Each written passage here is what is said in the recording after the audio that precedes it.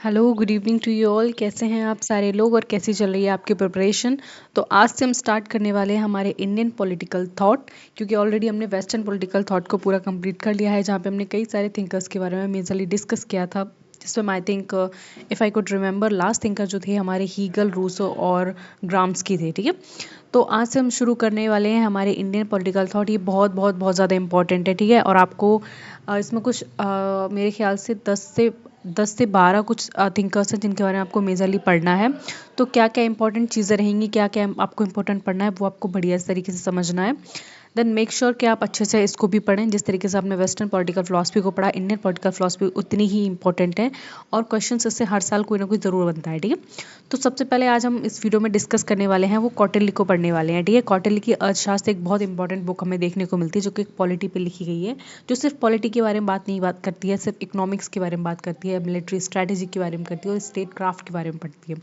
कौटिल्य कौन थे, कहाँ रहते थे, कब, क्या इनका टाइम पीरियड है, क्या इनके मेजर कंट्रीब्यूशन इंडियन फिलोसफी में, वो सारी चीज़ें हम इस वीडियो में डिस्कस करेंगे। ठीक है, just a second, I can, okay fine. तो यहाँ पे सबसे पहले हम इंट्रोडक्शन को देखेंगे। तो कौटिल्य 350 टू 283 BC, मतलब बहुत बहुत बहुत पुराने थिंकर हैं। ठीक है, मतलब अभी अभी टाइम के नहीं है। ऑल्सो नोन एज चाणक्य और विष्णुगुप्त, इनको चाणक्य और विष्णुगुप्त भी कहा जाता है, आपको इनका नाम याद रखना होगा। ठीक है, and he is the chief advisor and the prime minister of Chandragupta Maurya. अगर आपने हिस्ट्री को थोड़ा बहुत भी पढ़ा है तो सबसे पहले आपको महाजनपद के बारे में पढ़ा होगा, किस तरीके से जब प्राइमेटिव सोसाइटी थी तो धीरे धीरे क्या हुआ, वो थोड़े से कम्युनिटीज़ में रहने लगे जिनको जनपद कहने लगे। फिर वो कम्युनिटी एक बहुत बड़े महानगरों में बन गई जिनको हम महाजनपद कहने लगे। उनमें से कुछ जनपदों के नाम निकल कर आते हैं, जैसे वत्स था और मगध था, कौशाम्बी, पांचाल, इस तरीके से 16 बहुत बड़े महाजनपद थे, जिसमें से जो मगध जनपद था उसमें एक बहुत इंपॉर्टेंट रूलर निकल कर आए जिनका नाम था चंद्रगुप्त मौर्य। ठीक है, मौर्य डायनेस्टी के रूलर थे। तो उनके ये चीफ एडवाइज़र थे, मतलब उनके बहुत ज़्यादा लीगल एडवाइज़र होता है ना, हर कोर्ट में होता है। और जैसे आप देखते हो जितने भी दरबारी वगैरह होते थे उनमें से चीफ लीगल एडवाइज़र होता था, वो राजा को एडवाइस करता था कि आपको ये करना चाहिए, आपको वो करना चाहिए, ये सारी चीज़ें होती थी। ठीक है, उस टाइम बहुत पहले की टाइम पीरियड की बात कर रहे हैं। देन स्टिल इनकी पॉलिटिकल फिलॉसफी बहुत ज़्यादा इंपॉर्टेंट है, रिलेवेंट है आज के टाइम में भी। ठीक है, and he is the author of Arthashastra, a comprehensive treatise on state craft, economics and military studies. अब देखो यहाँ पे रिमेंबर करने वाली चीज़ ये है, इनकी बुक का नाम है अर्थशास्त्र। ठीक है, ये बहुत ही कॉम्प्रिहेंसिव बुक लिखी गई है स्टेट क्राफ्ट पे। ठीक है, राज्य को कैसे चलाएं, इकोनॉमिक्स के बारे में ये बताती है, साथ में साथ मिलिट्री स्ट्रेटजीज के बारे में बताती है कि मिलिट्री किस तरीके से प्रिपेयर होनी चाहिए, किस तरीके से कंपोजिशन होना चाहिए मिलिट्री का, और राजा को किस तरीके से बिहेव करना चाहिए, इंटरनेशनल पॉलिसीज़ के बारे में हर चीज़, मतलब बहुत कॉम्प्रिहेंसिव बुक है जो सारे एरियाज़ को कवर करती है। ठीक है, and is known as the Indian Machiavelli for his realistic and pragmatic approach. और इनको इंडियन मैकियावेली कहा जाता है। ठीक है, आपने अगर मैकियावेली को पढ़ा था वेस्टर्न पॉलिटिकल फिलॉसफी में, तो वो बहुत ज़्यादा रियलिस्ट थिंकर बोले गए हैं। उनका कुछ ऐसा नहीं है कि वो हवा हवा में बातें कर रहे हैं कि ऐसा होना चाहिए वैसा होना चाहिए, नहीं, जैसा है वो उस चीज़ के बारे में बातें करते हैं, जैसा होना चाहिए उस चीज़ के बारे में बातें कम करते हैं। ठीक है, उसी तरीके से हमें कौटिल्य देखने को मिलते हैं, जो कि एक रियलिस्ट फिलोसफर में आते हैं, जो रियलिज्म के बारे में बात करते हैं और प्रैग्मेटिक अप्रोच रखते हैं, मतलब आगे आने वाली चीज़ों में, और जो प्रोग्रेसिव अप्रोच होती है उसको ये अपने थॉट में और आइडियाज़ में कंट्रीब्यूट करते हैं। ठीक है, सबसे पहले इनका हिस्टोरिकल कॉन्टेक्स्ट हम यहाँ पे डिस्कस करेंगे, तो वो क्या रहता है, modern period, just a minute. तो यहाँ पे हम हिस्टोरिकल कॉन्टेक्स्ट को यहाँ डिस्कस करेंगे, देन पीरियड देखेंगे, मॉडर्न पीरियड या फिर मॉडर्न एम्पायर, जिसके बारे में मैंने अभी आपको शॉर्ट में बताया था। इसका टाइम पीरियड है 321 टू 185 BC। ठीक है, बहुत पुराने टाइम की बात है। अगर आप हिस्ट्री में जाते हो तो सबसे पहले जब ह्यूमन सिविलाइजेशन की हिस्ट्री पढ़ते हो, वो इंडस वैली सिविलाइजेशन को छोड़ने के बाद आप जनपद के बारे में पढ़ते हो, जहाँ पे गौतम बुद्ध हुए, जहाँ पे वारामिहिर हुए, या फिर जहाँ पे जैन धर्म के कौन है सबसे इम्पोर्टेंट, महावीर हुए। इन सारे जो बहुत ज़्यादा बोल सकते हैं पॉलिटिकल गुरु हुए ये सारे, या फिर ये रिलीजियस गुरु हुए, इन सारे लोगों का क्या था, ये उस टाइम पीरियड की बात हो रही है। ठीक है, and India was divided into many small kingdoms before unification under Chandragupta Maurya. जब चंद्रगुप्त मौर्य ने क्या किया, यूनिफिकेशन किया। यूनिफिकेशन का मतलब होता है जब कई सारे टुकड़ों में कोई एक लैंड मास बटा हुआ हो, ठीक है, वहाँ पे लोग रह रहे हों, उनकी इकोनॉमी हो, सस्टेन कर रहे हों, जब कोई एक रूलर आता है उन सबको एक करता है और एक राज्य में मिलाता है, तो क्या होता है, एक किंगडम बन जाता है। ठीक है, तो इंडिया बहुत सारे छोटे छोटे राज्यों राज्यों में उस टाइम बटा हुआ था जब चंद्रगुप्त मौर्य ने क्या किया, उसका यूनिफिकेशन किया। And he need for a political consolidation and a strong central authority. तो उस देखो उसने जब ये सारी चीज़ें तो कर ली, आप कौन कर लेते हो किसी भी एरिया को, ठीक है, आप किसी भी देश में जाके कब्जा कर लो, लेकिन उस कब्जे के बाद उस एरिया में या फिर उस नेशन में किस तरीके से पॉलिटी आपको लानी है, किस तरीके से पॉलिटिकल स्ट्रक्चर लाना है, पॉलिटिकल कंसोलिडेशन होना चाहिए, आपके रिलेशंस कैसे होने चाहिए, तो उन सारी चीज़ों की बहुत ज़्यादा अर्जेंट नीड पड़ती है, ठीक है। तो उन्हीं सारी चीज़ों को रिड्रेस करते हैं कौन, कौटिल्य करते हैं अपनी बुक अर्थशास्त्र में, ठीक है।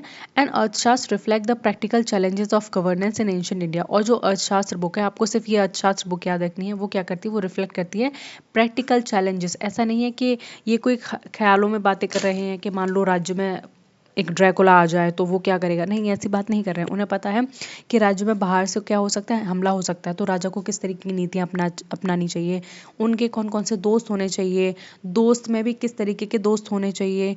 ऐसे दोस्त नहीं होने चाहिए जो मुसीबत करने पर आपके काम ना आए, ठीक है। हमेशा ऐसे दोस्त बनाओ जो मुसीबत पड़ने पर तुरंत आपके सामने आ जाए। तो ये सब जो प्रैक्टिकल चीज़ है उनके बारे में ही बात करता है कौन, अर्थशास्त्र बात करता है, ठीक है। और ये हमें एक एंशिएंट इंडिया की बहुत अच्छी अंडरस्टैंडिंग देता है, किस तरीके से एंशिएंट इंडिया में लोग रहते थे, स्मॉल किंगडम थे, उनकी पॉलिटी कैसी थी। चंद्रगुप्त मौर्य के पीरियड के बारे में जब हम हिस्ट्री में पढ़ते हैं तो अर्थशास्त्र में हमें बहुत कुछ पता लगता है, ठीक है। मेजर बुक हमें अर्थशास्त्र ही देखने को मिलती है। तो अर्थशास्त्र मेजर वर्क इनका अर्थशास्त्र है, ठीक है। ये किस भाषा में लिखा हुआ है, ये संस्कृत भाषा में लिखा हुआ है। 15 बुक्स में ये डिवाइडेड है, ठीक है, जिसे अधिकरण कहते हैं। और इसमें 6000 सूत्र हैं, ठीक है। सूत्र आप जानते हो जिसको पोएम्स वगैरह, जो लाइन्स वगैरह होती हैं उनको कहते हैं, ठीक है। And cover topics like state organization. और देखो इन 15 बुक्स में कौन कौन से टॉपिक्स कवर किए गए हैं। सबसे पहले आप देखोगे स्टेट ऑर्गेनाइजेशन की बात की गई, किस तरीके से स्टेट का ऑर्गेनाइजेशन होना चाहिए, ठीक है। दूसरा duties of the Kings and minister और किंग्स की क्या ड्यूटीज़ होनी चाहिए। डिप्लोमेसी के बारे में बात करता है, फॉरेन पॉलिसी के बारे में बात करता है, साथ के साथ वॉर और पीस के बारे में बात करता है कि किस तरीके से हमें वॉर लड़नी चाहिए और हमें पीस अपने नेशन में कैसे स्टैब्लिश करनी चाहिए। लॉ, टैक्सेशन और इकोनॉमिक्स की भी साथ साथ में बात करते हैं। ये सारी चीज़ें क्या है इन 15 बुक्स में, जो किसका पार्ट है, अर्थशास्त्र का पार्ट है, ठीक है। तो आपको बहुत ज़्यादा इसमें याद ही रखना है, सिर्फ ये याद रखना है कि अर्थशास्त्र किसने लिखी है, कितने पार्ट्स में डिवाइडेड है, कितने उसके अधिकरण हैं जिसको आप पार्ट्स ही बोलते हो साथ में, और कितने सूत्र हैं उसमें, ठीक है, और क्या क्या चीज़ के बारे में उसमें बताया गया है, ठीक है। तो इसमें देखो नेचर ऑफ स्टेट की अगर हम बात करें कि स्टेट का नेचर कैसा होना चाहिए, देन ये कहते हैं the state is essential for social order and security. तो जो कौटिल्य है वो ये कहते हैं जो राज्य है वो बहुत ही ज़्यादा जरूरी है, किस लिए, सामाजिक स्थिरता बनाने के लिए और लोगों को सुरक्षा प्रदान करने के लिए, ठीक है। लोगों में अगर सिक्योरिटी नहीं होगी, लोगों के पास सोशल ऑर्डर नहीं होगा, तो किस बात का राज्य, ठीक है। जब आप अगर आज बैठे हो पढ़ाई कर रहे हो, पता लगे कल ही आपके ऊपर हमला हो जाए, क्यों, क्योंकि बगल वाले की खिसक गई है, ठीक है, तो ये चीज़ बहुत बेकार है। जब तक एक सेंट्रल अथॉरिटी नहीं होगी, एक सिक्योरिटी का सेंस नहीं होगा, हम ह्यूमन बींग्स अपनी लाइफ को एंजॉय नहीं कर पाएंगे। हम आज किसी भी एग्जाम की प्रिपरेशन कर रहे हैं, मस्त खा पी रहे हैं, तो हमारे दिमाग में है कि हाँ हम सुरक्षित हैं, हमारे दिमाग में ये है कि हम एक सोशल ऑर्डर में रह रहे हैं, सिविलाइज सोसाइटी में रह रहे हैं, तो हमारी जान को ना हर वक्त खतरा नहीं है, ठीक है। जब तक हम कहीं जाके उल्टा सीधा काम ना करें, ऐसा नहीं हो सकता, ठीक है। तो जो कौटिल्य है वो कहते हैं कि किसी भी राज्य के 6 अंग होते हैं, 6 एलिमेंट्स ऑफ द स्टेट की बात की गई, जिसमें षडगुण थ्योरी की बात की गई है, उसे षडांग, ठीक है, षडांग थ्योरी ये कहते हैं जिसको, जिसमें वो कहते हैं स्वामी, ठीक है। संस्कृत में लिखा गया है तो आपको ऐसे ही नाम पढ़ने होंगे। स्वामी का मतलब होता है किंग, अमात्य मतलब मिनिस्टर, जनपद टेरिटरी ऑफ पीपल, दुर्ग मतलब फोर्ट, कोश मतलब ट्रेजरी, एंड दंड मीन्स आर्मी, ठीक है। ये सारे क्या हुए, 6 एलिमेंट्स हो गए स्टेट के, ये आपको याद रखनी है 6 एलिमेंट कौन कौन से होते हैं स्टेट के, ठीक है। And the strength of the state depends on the efficient functioning of 6 elements. और देखो ये कहते हैं कौटिल्य कि अगर कोई भी राज्य है उसकी स्ट्रेंथ तब पता लगती है उसका फंक्शन कैसे चल रहा है इन 6 एलिमेंट्स में। अगर मान लो राजा कमजोर है तो क्या मिनिस्टर्स अच्छे से रूल कर पाएंगे, नहीं कर पाएंगे, क्योंकि राजा उनको उल्टे सीधे ऑर्डर्स देगा, वो उसको मारेंगे और इसी तरीके से सोसाइटी में क्योस फैलेगा, इनसिक्योरिटी आएगी। अगर कोई प्रॉपर टेरिटरी नहीं है तो जो बगल वाले जो राजा हैं वो बहुत ज़्यादा क्या हो गए, पावरफुल हो गए, आपकी टेरिटरी में कभी भी आ जा रहे हैं और कभी भी आपको आके धमका रहे हैं, आपकी टेरिटरी को अपनी टेरिटरी में ले लिया, तो वो भी सही नहीं है। आपके पास अगर फोर्ट नहीं है, फोर्टिफिकेशन अच्छा नहीं है, देन कभी भी आपका फोर्ट कब्जा कर लिया जा सकता है, कभी भी लोग आके उसमें बैठ सकते हैं, ठीक है। तो ये कह रहे हैं कि जब तक ये 6 एलिमेंट्स किसी भी राज्य के बहुत ज़्यादा स्ट्रांग नहीं होंगे तब तक ये हम डिफाइन नहीं कर सकते कि वो स्टेट या फिर वो नेशन एफिशिएंट है या नहीं है, ठीक है। तो जो स्ट्रेंथ है कंप्लीटली लाइक किस पे करती है, इन 6 एलिमेंट्स पे लाइक करती है, ठीक है। ये कौन कहता है, कौटिल्य कहते हैं। नेक्स्ट हम इसमें पढ़ेंगे थ्योरी ऑफ किंगशिप। किंगशिप की थ्योरी क्या है? The king is a central authority but not absolute. इनका मानना है जो राज्य है वो जो राजा है वो सेंट्रल अथॉरिटी है लेकिन एब्सोल्यूट नहीं है। अब सेंट्रल अथॉरिटी का मतलब क्या है और एब्सोल्यूट नहीं है का मतलब क्या है? तो वो सेंट्रल अथॉरिटी का मतलब हाईएस्ट पोजीशन उसी की है लेकिन एब्सोल्यूट नहीं है। ऐसा नहीं है कि राजा जो कहेगा वो हो ही जाएगा। चेक्स एंड बैलेंस की भी यहाँ बात करते हैं। ऐसा नहीं है कि राजा हमेशा ही सही होगा, सही निर्णय लेगा या फिर सही काम ही करेगा। कभी कभी उससे भी गलती हो सकती है और उसके पास अनलिमिटेड पावर्स नहीं है, क्योंकि अगर हम किसी को अनलिमिटेड पावर्स दे देते हैं वो हमेशा क्या होता है, गड़बड़ी ही करता है। ठीक है। एंड ही मस्ट फॉलो धर्म, राइटियस ड्यूटी। और ये कौटिल्य कहते हैं कि जो राजा होगा उसको हमेशा धर्म का पालन करना चाहिए। धर्म का मतलब यहाँ रिलीजन से नहीं है, किसी हिंदू मुसलमान धर्म से नहीं है। यहाँ धर्म का मतलब होता है सही ड्यूटी से। ठीक है। आपको सही ड्यूटी करनी है। सही ड्यूटी का मतलब है कि अगर दो गरीब लोग हैं, ठीक है, और उनमें से लड़ाई हो गई दोनों आपस में, अगर जो बहुत ज़्यादा गरीब है वो गलत है तो आपको बताना है कि तुम गलत हो। ऐसा नहीं है कि वो गरीब है तो चलो उसको छोड़ दे रहे हैं, थोड़ा दया, नहीं, ये गलत चीज़ है। ठीक है। जो राइट है, जो सही है, आपको हमेशा उसके साथ खड़े रहना चाहिए। And in the happiness of his subject lies the happiness of the king. और वो कहते हैं कि अपनी प्रजा के सुख में ही राजा की खुशी होनी चाहिए। ठीक है। ये बात बहुत अच्छी कही है उन्होंने। और आइडल किंग वही होता है जो कैसा होता है, वाइस होता है, डिसिप्लिन होता है, जो जस्ट होता है, गाइडेड बाय काउंसिल। ठीक है। जो क्या करता है, गाइड होता है किससे? काउंसिल क्या? मिनिस्टर से। ठीक है। क्योंकि मिनिस्टर्स क्या होंगे, ग्रुप में होंगे बहुत सारे, वो उसको हर टाइम गाइड करेंगे कि राजा आपने ये चीज़ सही की, ये चीज़ सही नहीं की है। ठीक है। साथ में जस्ट होना चाहिए, न्यायवादी होना चाहिए, उसको न्याय करना आना चाहिए अच्छे से। ठीक है। यही सारी बातें कौन करते हैं? कौटिल्य करते हैं अपने बुक में। ठीक है। और इनका कंपैरिजन हमें देखने को मिलता है like Plato philosopher king but not practical. ठीक है। इनका क्या, जो प्लेटो के जो फिलोसफर किंग थे वो कैसे थे? वो बहुत ज़्यादा मैं बोल सकती हूँ इम्प्रैक्टिकल थे। ठीक है। उन्होंने बोला था राजा ऐसा होना चाहिए, वैसा होना चाहिए। लेकिन जो कौटिल्य के राजा है वो बहुत ज़्यादा प्रैक्टिकल फॉर्म में निकल कर आते हैं। ठीक है। तो ये चीज़ भी आपको यहाँ पे थोड़ी पता होनी चाहिए। देन नेक्स्ट हम इसमें देखेंगे role of king and the minister. Minister king का क्या रोल है उसको भी यहाँ पे हम डिस्कस करेंगे। तो यहाँ पे हम role of king and ministers को भी डिस्कस कर लेंगे। King's primary duty is the protection and the welfare of subject. तो कौटिल्य कहते हैं कि राजा की पहली परम वो होते हैं ना, मतलब तुम्हारा कर्तव्य होता है, वो होता है कि अपने प्रजा की क्या करना चाहिए, उन्हें रक्षा करनी चाहिए और उनके हित के बारे में सोचना चाहिए। ऐसा कौन कहते हैं? कौटिल्य कहते हैं। And the ministers are appointed on the basis of merit, intelligence and loyalty. और जो उसके मिनिस्टर्स होंगे, जितना काउंसिल ऑफ मिनिस्टर होगा, उनको आप मेरिट के बेसिस पे अपॉइंट कीजिए, इंटेलिजेंस के बेसिस पे अपॉइंट कीजिए और साथ ही साथ लॉयल्टी के बेसिस पे आप कीजिए उनको अपॉइंट। ठीक है। कि ऐसा नहीं हो सकता आप किसी को भी अपॉइंट कर ले रहे हैं, ना वो आपके लिए लॉयल है, ना मेरिट की बेसिस पे, ना इंटेलिजेंस। ऐसे बेवकूफ़ अगर राज्य में मंत्रिपरिषद होगी तो राजा से आप क्या ही उम्मीद कर सकते हो, वो किस तरीके से राज्य को चलाएगा। ठीक है। इसे ही कई सारी बातें ये किंग को समझाते हैं, वो हम यहाँ पे देखेंगे। And the next is Council of Minister, that is मंत्री परिषद, advise the king in administration, foreign policy and justice। और ये कहते हैं कौटिल्य, जो मंत्री परिषद के बारे में बात कर रहे हैं, जो काउंसिल ऑफ मिनिस्टर है, जो असिस्ट करेगी किसको? किंग को। वो राजा को एडवाइस करेगी एडमिनिस्ट्रेशन में कि किस तरीके से राज्य का एडमिनिस्ट्रेशन हो, फॉरेन पॉलिसी किस तरीके से हो और जस्टिस कैसे स्टैब्लिश करें। ठीक है। तो इन सारे टॉपिक्स पे कौन एडवाइस करेगी किंग को? मंत्री परिषद एडवाइस करेगी।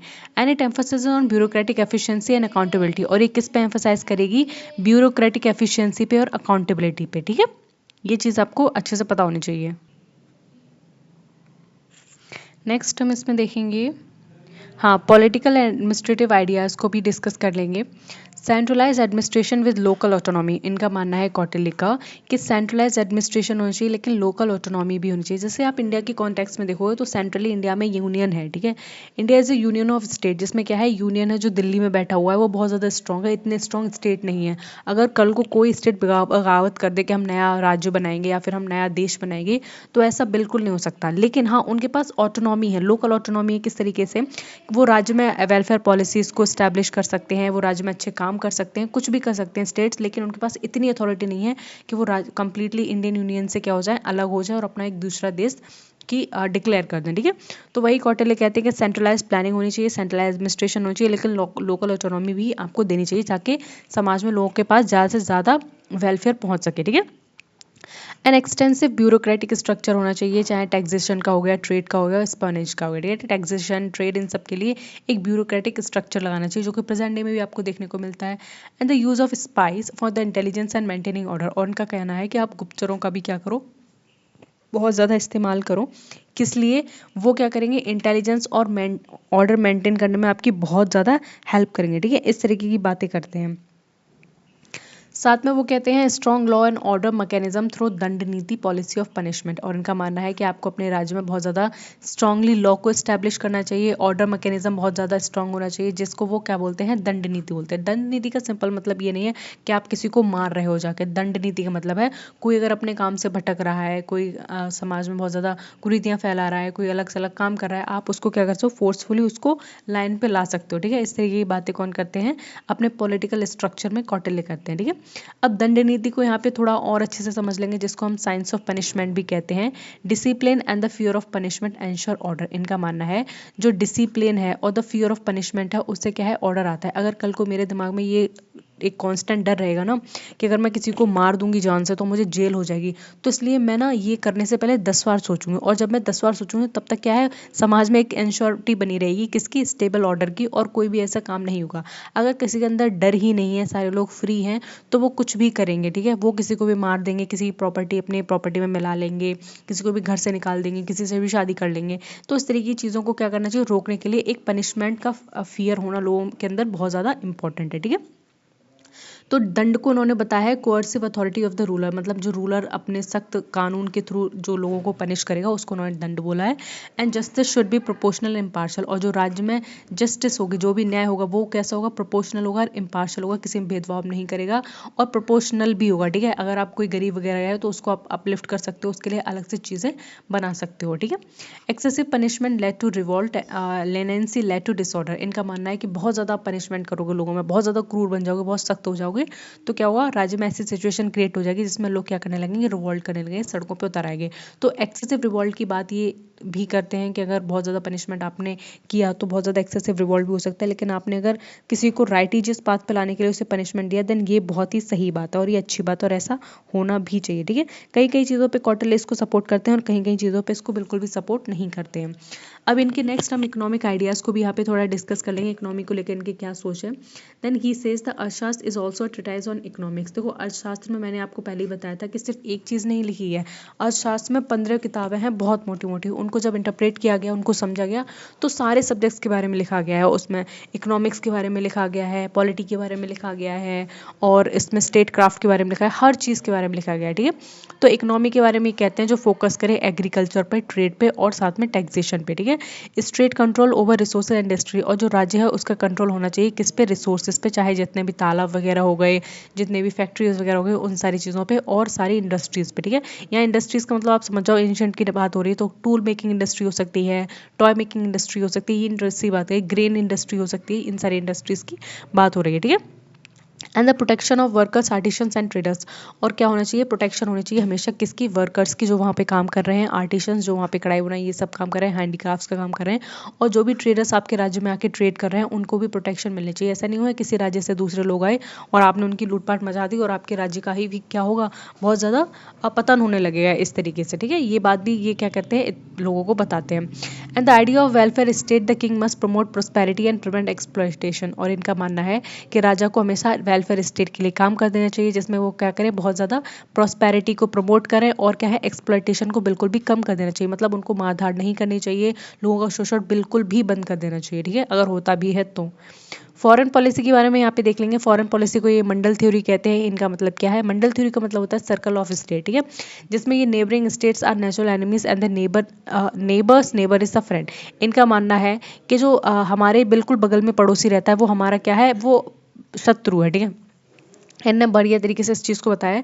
मान लो ये मेरा घर है, ठीक है, यहाँ पे अगर दूसरा घर बना हुआ है तो ये वाले मेरे दुश्मन होंगे हमेशा। क्यों? क्योंकि देखो दुश्मनी हो ही जाती है यहाँ पे, किसी न किसी चीज़ को, रिसोर्सेज को लेकर या फिर जेलेसी को लेकर, किसी न किसी चीज़ को हमारे बीच झगड़ा होता ही रहेगा। लेकिन इसके बगल में जो यहाँ पे रह रहा है वो इसका दुश्मन है, लेकिन वो मेरा दोस्त बन जाएगा। ठीक है, क्योंकि मेरे घर पे कभी कभी आता है, लेकिन हम इन दोनों को रोज़ देखते हैं। कभी कभी मैंने अपने कूड़ा इसके घर के आगे लगा दिया, इसने मेरे घर के आगे कूड़ा लगा दिया, तो हमें लड़ाई होती रहती है। लेकिन मैं अपना कूड़ा इसके घर के आगे लगाने थोड़ी ना जाऊंगी। तो एक जो कौटिल्य है वो कहते हैं जो हमारा इमीडिएट नेबर होता है, जो बिल्कुल पड़ोसी होता है, वो हमारा क्या होता है, वो नेचुरली हमारा एनिमी हो ही जाता है। ठीक है, और ये आपको देखने को मिलता होगा, आपके पड़ोस में इतने भी लोग रहते हो ना बिल्कुल बगल वाले, तो आपको उनकी चीज़ें कुछ कुछ पसंद नहीं आती होंगी, उनके कुछ कुछ काम पसंद नहीं होते। मोस्ट ऑफ द मैंने देखा ये चीज़ें होती ही होती हैं। ठीक है, जिसमें ये 6 फोल्ड पॉलिसी बताते हैं, जिसको षडगुण्य थ्योरी के थ्योरी भी कहते हैं, जिसमें कहते हैं संधि होनी चाहिए राज्य में, ठीक है। फॉरेन पॉलिसी का मतलब है संधि। सबसे पहले आपको संधि करनी चाहिए। अगर किसी देश से आपको अच्छे संबंध बनाने हैं तो जाओ वहाँ पे पीस स्टैब्लिश करने की कोशिश करो, राजा से बात करो और दोनों मित्रता बढ़ाओ एक दूसरे से, ठीक है। अगर संधि नहीं हो पा रही है तो विग्रह आपको अपनाना चाहिए। विग्रह का मतलब होता है वॉर। अगर आप जब किसी से संधि नहीं कर पा रहे हो, पीस एस्टेब्लिश नहीं कर पा रहे हो, तो इससे बेटर है कि तुम मुझसे वॉर ही कर लो, ठीक है। आसन का मतलब न्यूट्रलिटी। न्यूट्रलिटी का मतलब होता है जब आप किसी को ना अच्छा सोचते हो ना बुरा, न्यूट्रल रहते हो, ठीक है, बायस्ड रहते हो सॉरी। न्यूट्रल का मतलब न्यूट्रल का यही एग्जैक्ट मतलब होता है जब आपको कोई फर्क नहीं पड़ता, ठीक है। सामने वाला कुछ भी कर रहा है, कुछ भी खा रहा है, आप न्यूट्रल हो, उससे उसको आपने एकदम नकार दिया, ठीक है। येन का मतलब होता है मार्च और the preparation for the war. समस्या का मतलब होता है सीटिंग प्रोटेक्शन, जब आप किसी से प्रोटेक्शन को सीख करते हो। जैसे आप छोटे रूलर हो, ठीक है, आपका बहुत बहुत बड़ा एनिमी रूलर आपने सोचा है बना लिया, ठीक है। मान लो यहाँ पे मैं चंद्रगुप्त मौर्य की बात कर रही हूँ। चंद्रगुप्त मौर्य एक बहुत बड़े राजा थे और छोटे मोटे जो किंगडम्स थे, अगर मान लो उनसे वो नहीं लड़ सकते, ठीक है, जो छोटे मोटे राजा हैं वो इतने बड़े राजा से नहीं लड़ सकते, तो उन्हें क्या करना चाहिए? ऑब्वियस सी बात है, उनको प्रोटेक्शन ले लेनी चाहिए। किससे? उन राजा से। उनका आगे हाथ जोड़ लेना चाहिए कि हम आपका जो राज्य है हम उसमें रहना चाहते हैं और शांतिपूर्ण हम क्या करना चाहते हैं, राज्य करना चाहते हैं, आप हम पे कभी अटैक मत करना, ठीक है। ये चीज़ें भी होती हैं। द्वैध भाव मतलब ड्वेल पॉलिसी। द्वैध भाव का मतलब होता है ड्वेल पॉलिसी अपनानी चाहिए, ठीक है। ये फॉरेन पॉलिसी के बारे में बात कही गई है। यहाँ पे कौटिल्य और मैकियावेली को थोड़ा सा कंपैरिजन किया गया, तो उसमें एस्पेक्ट और कौटिल्य और मैकियावेली तीनों को हम यहाँ पे समझ लेंगे क्या बात की गई।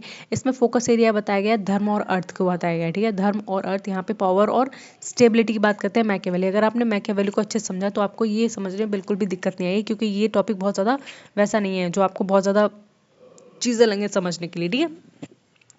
यहाँ पे जो मोरालिटी की बात करते हैं तो कौटिल्य कहते हैं मोरल रेस्ट्रेंट्स इंपॉर्टेंट। इनका मानना है कि जो जितने भी मोरलिटी रेस्ट्रेंट्स हैं वो बहुत ज़्यादा इंपॉर्टेंट है, ठीक है। लोगों का मोरल होना बहुत ज़्यादा क्या है, सही है। लेकिन यहाँ पे जो मोरलिटी को सेकेंडरी बताते हैं कौन, मैकियावेली।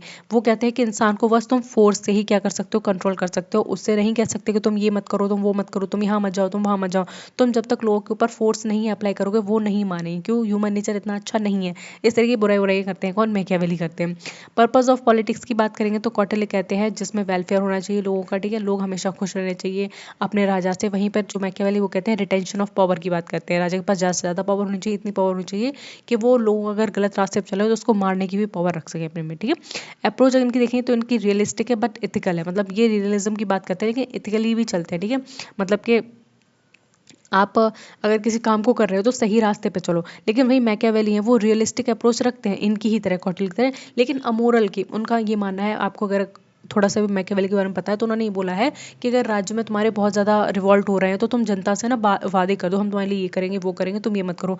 लेकिन जब सारी चीज़ सही हो जाए तुम अपने वादे से मुकर जाओ। मतलब ये भी कह रहे हैं, धोखाधड़ी वाली बातें को ये बहुत प्रमोट करते हैं मैकियावेली, जब आप इनको समझेंगे तब, ठीक है।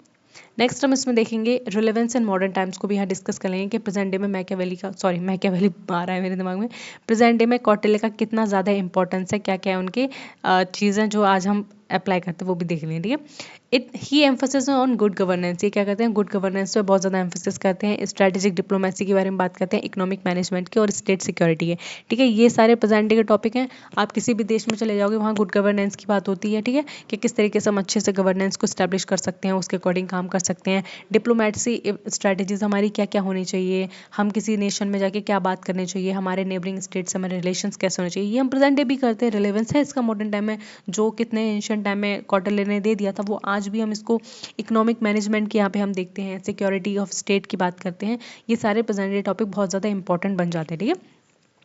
And the concept of espionage, welfare state, bureaucracy and foreign alliances are still relevant in the modern politics and international relations. तो आप खुद देखते हो कि ये ब्यूरोक्रेटाइजेशन ऑफ पॉलिटिक्स की बात करते हैं, हम वेलफेयर स्टेट की बात करते हैं, चाहे वो सोशलिज्म में हो गया, चाहे वो मिक्स्ड इकोनॉमी में हो गया, और चाहे वो फॉरेन अलायंसेस की बात करते हैं। तो ये सारे जो कॉन्सेप्ट जो मैकियावेली बता रहे हैं और अपने कॉन्सेप्ट में बार बार देते आ रहे हैं, जिनके बारे में बात कर रहे हैं, वो प्रेजेंट डे भी उतने ही इंपॉर्टेंट है जितने कि उतने टाइम में थे, ठीक है।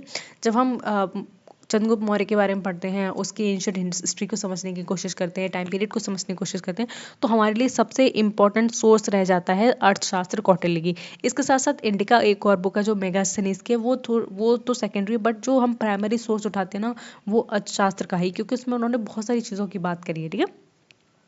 नेक्स्ट इसमें देखेंगे। चलो ये वीडियो यहीं पे ख़त्म होती है क्योंकि इसमें ज़्यादा कुछ पूछा नहीं जाता। देखो मैं आपको सच बताऊं तो उसमें इतना ज़्यादा पूछा नहीं जाता, सिर्फ और सिर्फ क्या पूछा जाएगा आपको कि जो अर्थशास्त्र है वो कितने पार्ट्स में डिवाइडेड है, किस किस चीज़ पे बात करती है, और जो कौटिल्य हैं उनके थॉट क्या कहते हैं स्टेट के ऊपर। क्योंकि हम पॉलिटिकल साइंस के स्टूडेंट हैं, यहाँ पे हमें पॉलिटी की ही बात करनी है, हमें यहाँ पे हिस्ट्री नहीं पूछी जाएगी, ठीक है। हमें ये नहीं पूछा जाएगा कि वो किसके राज्य में रहते थे, उस राज्य के राजा कौन थे, मंत्री कौन से, नहीं, बिल्कुल नहीं। पॉलिटी और हिस्ट्री में एक क्लियर डिमार्केशन है, ठीक है। हिस्ट्री राजा और उनके बेटे बेटी की बात करती है, लेकिन पॉलिटी सिर्फ और सिर्फ एडमिनिस्ट्रेटिव अप्रोच पे क्या करती है, फोकस्ड रहती है, ठीक है। तो आपको ना चीज़ों को थोड़ा सा डिवाइड करना सीखना होगा, मतलब आपको पता होना चाहिए कौन सी चीज़ रिलेवेंट है, कौन सी चीज़ रिलेवेंट नहीं है।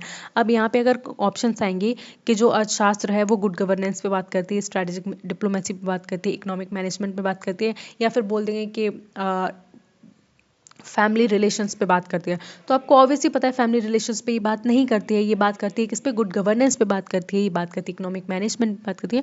तो आपको ये सारी चीज़ें पता होनी चाहिए, ठीक है। कौटिल्य से इतने ज़्यादा क्वेश्चंस बनते नहीं हैं, कभी कभार पूछ लेता है, बहुत रेयर पूछता है, ठीक है। अभी तक तो पूछा नहीं है, 2-3 टाइम में मैंने जब से क्वेश्चन पेपर्स देखे हैं।